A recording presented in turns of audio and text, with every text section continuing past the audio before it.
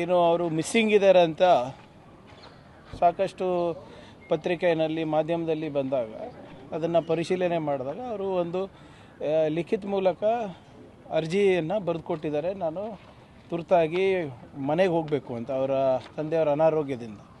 ಅದನ್ನೇ ನಾವು ತಮಗೆ ತಿಳಿಸಿದ್ದು. ಅವ್ರ ಒಫಿಷಿಯಲ್ ಫೋನ್ ಸ್ವಿಚ್ ಆಫ್ ಇತ್ತು, ಬೇರೆ ನಂಬರಿಂದ ಒಂದು ಖಾಸಗಿ ನಂಬರಿಂದ ಮಾತನಾಡಿ ಆವಾಗ ಅವರು 2 ದಿನದಲ್ಲಿ ಬರ್ತೀನಂತ. ಇದು ಮೊನ್ನೆ ಏನು ಶನಿವಾರ ನಡೆದಂಥ ಘಟನೆ. ಅದು ನಾಳೆ ಬರ್ತಾರಾ ನಾಡಿದ್ದು ಬರ್ತಾರಾ ಅದು ಅದ್ರ ಬಗ್ಗೆ ಹೆಚ್ಚು ಮಾಹಿತಿ ನನಗೆ ಇಲ್ಲ. ಆದರೆ ಏನು ಮಿಸ್ಸಿಂಗ್ ಆಗಿದ್ದಾರೆ ಅಥವಾ ಓಡೋಗಿದ್ದಾರೆ ಅಂತ ತಾವು ಏನು ವರದಿಗಳು ಬರ್ತಾಯಿತ್ತು, ಅವರು ಲೀವ್ ಹಾಕಿದ್ದಾರೆ ಅಂತ ಅಷ್ಟೇ ನಾವು ಹೇಳ್ತಾ ಇರೋದು. ಅದು based on his letter and based on his communication to the government. ಜೊತೆ ಇಡಿ ಕೂಡ ಅವ್ರ ಮನೆಗೆ ದಾಳಿ ಮಾಡಿದೆ. ಇಲ್ಲ ನೋಡಿ, ಅದು KPSC ಪ್ರಕರಣದ ಬಗ್ಗೆ ಸರ್ಕಾರ ಯಾವುದೇ ರಾಜಿ ಇಲ್ಲ. There is no compromise on that. ಯಾರು ಉಪ್ಪು ತಿಂದಿದ್ದಾರೆ ನೀರು ಕುಡಿಲೇಬೇಕಾಗ್ತದೆ. ಅದು KPSC ಅಧ್ಯಕ್ಷರು ಇರ್ಬೋದು, ಅದು ಕಂಟ್ರೋಲರ್ ಇರ್ಬೋದು, ಅಥವಾ ಬೇರೆ ಯಾವ ಸಿಬ್ಬಂದಿಗಳನ್ನ ಇರ್ಬೋದು.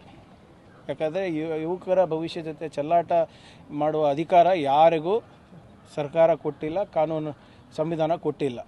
Nobody is above the law. ಅದು ಚೇರ್ಮನ್ ಇರ್ಬೋದು, IAS ಆಫೀಸರ್ ಇರ್ಬೋದು, ಬೇರೆ ಯಾವ ಸಿಬ್ಬಂದಿಗಳನ್ನ ಇರ್ಬೋದು. ಅವ್ರು ಏನೇ ಎನ್ಕ್ವೈರಿಗೂ ಇದ್ರೂ ಕೂಡ ಅವ್ರು ಎದುರಿಸೋಕ್ಕೆ ತಯಾರಿರ್ತಾರೆ. ಎಲ್ಲೋಗ್ತಾರೆ ಯಾರ ಅಧಿಕಾರಿಗಳು ಇಂಡಿಯಾನಲ್ಲೇ ಇರಬೇಕಲ್ಲ. ಜ್ಞಾನೇಂದ್ರ ಈಗ ಎಸ್ಕೇಪ್ ಆಗಿರೋದೇ ಹಲವು ಅನುಮಾನಕ್ಕೆ ಕಾರಣ ಆಗಿರುತ್ತೆ. ಅದು ಒಪ್ತೀನಿ. ಪರ್ಸೆಪ್ಷನ್ ವೈಸು ನೀವು ಹೇಳ್ದಂಗೆ ಈ ಸಾಂದರ್ಭಿಕವಾಗಿರುವಂಥ ಈ ಸಂದರ್ಭಗಳು ನೋಡಿದ್ರೆ ಖಂಡಿತವಾಗೂ ಅನುಮಾನ ಆಸ್ಪದ ಮಾಡಿಕೊಡ್ತೇವೆ. ಆದರೆ ಅವರು ಪತ್ರನೂ ಬರೆದಿದ್ದಾರೆ. ಮೊನ್ನೆ ಅವರು ನನಗೆ ಸಂಪರ್ಕದಲ್ಲಿ ಕೂಡ ಬಂದಿದ್ದಾರೆ. ಅದಾದಮೇಲೆ ನಾನು ಮಾಡೋಕ್ಕೆ ಹೋಗಿಲ್ಲ. ಪತ್ರ ಯಾರಿಗೆ ಬರ್ತಿದ್ದಾರೆ? ಬಹುಶಃ ಅವರ ಡಿಪಾರ್ಟ್ಮೆಂಟ್ ಹೆಡ್ಡಿಗೆ ಬರ್ದಿರ್ತಾರೆ, ಸೆಕ್ರೆಟ್ರಿಗೆ ಬರ್ದಿರ್ತಾರೆ. ಬಿಕಾಸ್ ಈ ರಿಪೋರ್ಟ್ಸ್ ಟು ಈ ಸೆಕ್ರೆಟ್ರಿ. ಸೊ ನನ್ನ ಪ್ರಕಾರ ಅವ್ರು ಸೆಕ್ರೆಟ್ರಿಗೆ ಬರ್ದಿದ್ದಾರೆ. ಪೊಲೀಸ್ ಇಲಾಖೆ, ಗೃಹ ಇಲಾಖೆ ಏನಾದರೂ ಅವ್ರು ಟ್ರೇಸ್ ಮಾಡೋಂಥದ್ದು ಆ ಥರದ್ದು ಏನಾದರೂ ಮಾಡ್ತೀವಿ? ಇಲ್ಲ, ನೋಡಿ ಅವರೇ ಬಂದು ಸರ್ಕಾರಕ್ಕೆ ಹೇಳಿದಾರಲ್ಲ ನಾವು ಬರ್ತಾ ಇದ್ದೀವಿ ಅಂತ. ಸೊ ಅದು ಏನಿದ್ರು ಕೂಡ ವಿ ಆರ್ ಮಾನಿಟ್ರಿಂಗ್ ಎವ್ರಿಥಿಂಗ್. ಇಡಿದವರು ನಿನ್ನೆ ನಮಗೆ ಒಂದು ಪತ್ರ ಬರೆದಿದ್ದಾರೆ, ನಮಗೆ ಸಹಕಾರ ಬೇಕು ಅಂತ. ಸಂಪೂರ್ಣವಾಗಿ ನಾವು ಅವರಿಗೆ ಸಹಕರಿಸ್ತಾ ಇದ್ದೇವೆ. ನಾನು ಹೇಳ್ದಂಗೆ KPSC ವಿಚಾರದಲ್ಲಿ ಯಾವುದೇ ವಿನಾಯಿತಿ ಇಲ್ಲ, ಯಾವುದೇ ರೀತಿಯಾದಂಥ ರಾಜಿ ಇಲ್ಲ. ನಮ್ಮ ಯುವಕರ ನಿರೀಕ್ಷೆ ಭಾಳ ಇದೆ. ನಾವು ಸರ್ಕಾರಿ ಹುದ್ದೆಗಳನ್ನು ಭರ್ತಿ ಮಾಡ್ತೀವಿ ಅಂತ. And we are committed to that. In between that ಯಾರಾನ ಮಿಸ್ಚೀಫ್ ಮಾಡಬೇಕು, ಮೆಲೇಷಿಯಸ್ ಇಂಟೆಂಟ್ ಇಟ್ಕೊಂಡು ಇವರೆಲ್ಲರೂ ಇದನ್ನು ಸ್ಕಟಲ್ ಮಾಡಬೇಕು ಅಂತ ಇದ್ದರೆ we will take action.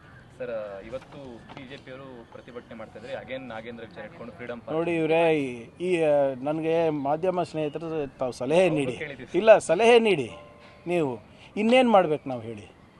Convict ಆಗಿದ್ದಾರಾ? CID ಇದೆಯಾ, SITನಲ್ಲಿ ಅವ್ರ ಹೆಸರಿದೆಯಾ? CBI ಸೆಕೆಂಡ್ ಚಾರ್ಜ್ ಶೀಟ್ನಲ್ಲಿ ಹೇಗೆ ಬಂದಿದೆ ಅಂತ ತಮಗೆಲ್ಲರಿಗೂ ಗೊತ್ತಿದೆ. ಆತನೇ ಬಂದು ನಾಗೇಂದ್ರ ಅವರೇ ಬಂದು ಪ್ರೆಸ್ ಮೀಟ್ ಮಾಡಿದ್ದಾರೆ, ಬಹಿರಂಗವಾಗಿ ಹೇಳ್ಕೊಂಡಿದ್ದಾರೆ. ಏನೇನು ಹೇಳಬೇಕು ನಿಮ್ಮ ಮುಂದೆನೇ ಬಂದು ಹೇಳಿದ್ದಾರೆ. ನೀವು ಅವರಿಗೆ ಪ್ರಶ್ನೆ ಕೇಳಿದ್ದೀರಾ. ಸದನದಲ್ಲಿ ನೀವು ನೋಟಿಸ್ ಕೊಟ್ರಪ್ಪ ಚರ್ಚೆ ಮಾಡಿ, ನಾವು ಚರ್ಚೆ ಮಾಡೋಕ್ಕೆ ರೆಡಿ ಇದ್ದೀವಿ ಅಂತ 5 ದಿನದಿಂದ ಹೇಳ್ತಾ ಇದ್ದೀವಿ. ಅದಕ್ಕೂ ರೆಡಿ ಇಲ್ಲ. ಆಯ್ತಪ್ಪ, ಕೊನೆ ಪಕ್ಷಕ್ಕೆ ನಾವು ಸ್ಟೇಟ್ಮೆಂಟ್ ಕೊಟ್ಟರೆ ಬೇರೆ ಜ್ವಲಂತ ಸಮಸ್ಯೆಗಳ ಬಗ್ಗೆ ಚರ್ಚೆಯನ್ನು ಮಾಡ್ತಾರೆ ಅಂತ ನಾವು ಸ್ಟೇಟ್ಮೆಂಟು ಕೊಟ್ವಿ. ಸರ್ಕಾರದ ಪರವಾಗಿ ಮಾನ್ಯ ಉಪಮುಖ್ಯಮಂತ್ರಿಗಳು ಕೊಟ್ಟರು. ಇನ್ನೇನು ಮಾಡಬೇಕು? ಚರ್ಚೆಯನ್ನು ಹೇಳಬೇಕಲ್ಲ. ಹೌದಪ್ಪ, ನಮ್ಮ ಹತ್ರ ಇಂಥದ್ದು ಒಂದು ಕಾಗದ ಇದೆ, ಈ ಕಾಗದದಿಂದ ಪ್ರೂವ್ ಆಗುತ್ತೆ ಅಂತ ಹೇಳಿದ್ರೆ ನಾವು ಉತ್ತರ ಕೊಡ್ಬೋದು. ಸುಮ್ಮನೆ ಕುರ್ಚಿನಲ್ಲಿ ಕೂತ್ಕೊಂಡು ಅಲ್ಲಿ ಎಲ್ಲಿ ನಿಂತ್ಕೊಂಡು ಸುಮ್ಮನೆ ಅದು ಕಪ್ ಬಾವುಟವನ್ನು ಪ್ರದರ್ಶನ ಮಾಡ್ತಾಯಿದ್ರೆ, ಕಪ್ ಅಂಗಿ ಹಾಕ್ಕೊಂಡು ಬರ್ತಾಯಿದ್ರೆ ಅಷ್ಟೇನಾ? ಫ್ಯಾಕ್ಟ್ಸ್ ಏನಿಲ್ವಾ? ಸರ್, CBIಗೆ ಪ್ರಾಸಿಕ್ಯೂಷನ್ ಕೊಡಬಹುದು ಅನ್ನುವಂಥ ಚರ್ಚೆಗಳಾಗ್ತದೆ. ಕೊಡಲಿ. ಪ್ರಾಸಿಕ್ಯೂಷನ್ ಅಂದರೆ ಏನಿವ್ರೆ, it's a legal process to commence criminal proceedings. ಕೊಡಲಿ, ಅವ್ರು ಹೋಗಿ ಕೋರ್ಟಲ್ಲಿ ಏನು ಮಾಡಬೇಕು ಮಾಡ್ತಾರೆ. ನಾವೆಲ್ಲಿ ಇಲ್ಲ ಅಂದಿದ್ದೀವಿ. CBI ಚಾರ್ಜ್ ಶೀಟ್ ನೀವು ನೋಡಿದ್ದೀರಾ? ಗವರ್ನರ್ ನೋಡಿದ್ದಾರಾ? ಸರ್ಕಾರ ನೋಡಿದೆಯಾ? ಇಲ್ಲ. So we don't know what is there in the charge sheet. ಪ್ರಾಸಿಕ್ಯೂಷನಿಗೆ ಕೇಳಿದ್ದಾರೆ. ಈಗ ನನ್ನ ಮನವಿ ತಮ್ಮ ಮುಖಾಂತರ ಮಾನ್ಯ ಗವರ್ನರ್ ಸಾಹೇಬರಿಗೆ, ಇಂಥವೇ ಹಲವಾರು ಪ್ರಕರಣಗಳ ಪ್ರಾಸಿಕ್ಯೂಷನಿಗೆ ಅಲ್ಲೇ ಅವ್ರ ಕಚೇರಿನಲ್ಲೇ ಬಿದ್ದಿದೆ, ಎಲ್ಲ ರಾಜಕಾರಣಿಗಳದ್ದಿದೆ. ಅದಕ್ಕೂ ಕೊಟ್ಬಿಡಲಿ. We are okay.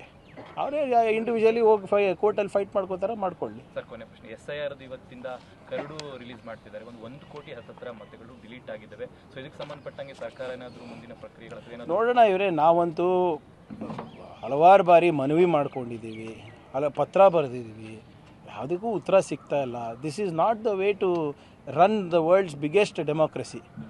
ನೀವೇ ಹೇಳಿ, 1,10,00,000 ಜನ ಇವತ್ತು ಮತದಾರರ ಪಟ್ಟಿಯಿಂದ ಹೊರಗಿಡ್ತಾರೆ ಅಂದರೆ ಕಾರಣಗಳು ಕೊಡಲಾರ್ದೆ, ಮತ್ತು ಪ್ರಕ್ರಿಯೆಗಳು ಎಷ್ಟು ಜಟಿಲ ಮಾಡಿಬಿಟ್ಟಿದ್ದಾರೆ ಅಂದರೆ ಆ ಕಡೆ ಸರಳೀಕರಣವೂ ಇಲ್ಲ, ಸಬಲೀಕರಣವೂ ಆಗಿಲ್ಲ ಇದರದ್ದು SIRಯಿಂದ.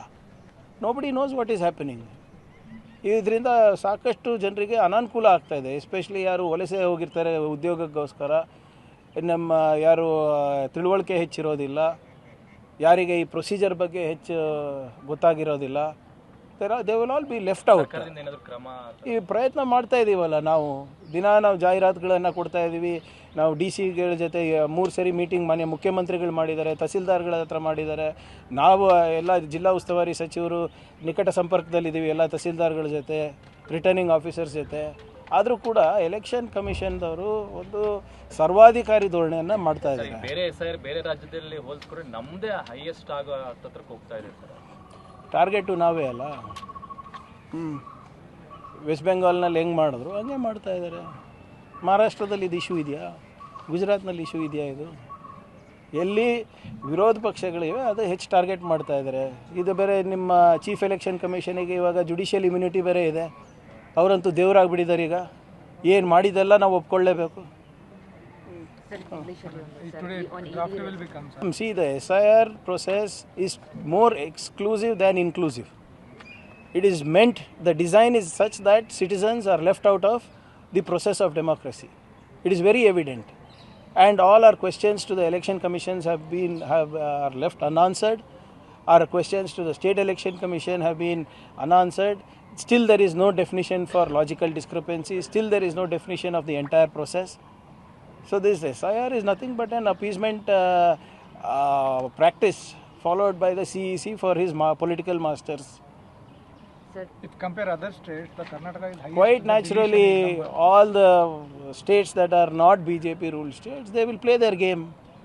Since they are not popular anymore, they want to use these kind of tactics to come back to power. What is the Delimitation Commission bill all about? They want to take control of drawing boundaries also. Not just across geographies, but also across demographies. That will suit their electorate. P. Chidambaram saying that the ECI has created new category of citizens, like non-voting kids. Absolutely. All the other revisions in the history of India by the Election Commission were inclusive in nature. This SIR is to keep citizens out. They are telling that you are not a citizen, now you prove it. The burden is on the citizen, who don't understand this complicated process that is followed by the Election Commission. Till now, do you know the definition of logical discrepancy? There was one RTI that was filed asking the Election Commission what is the definition of logical discrepancy. They have written back they don't know.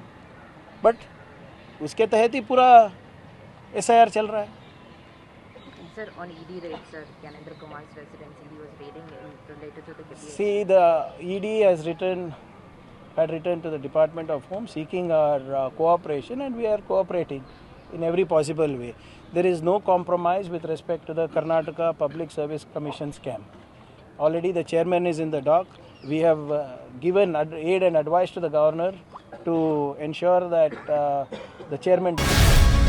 Guarantee news, ಸುದ್ದಿ ಖಚಿತ, ನ್ಯಾಯ ನಿಶ್ಚಿತ.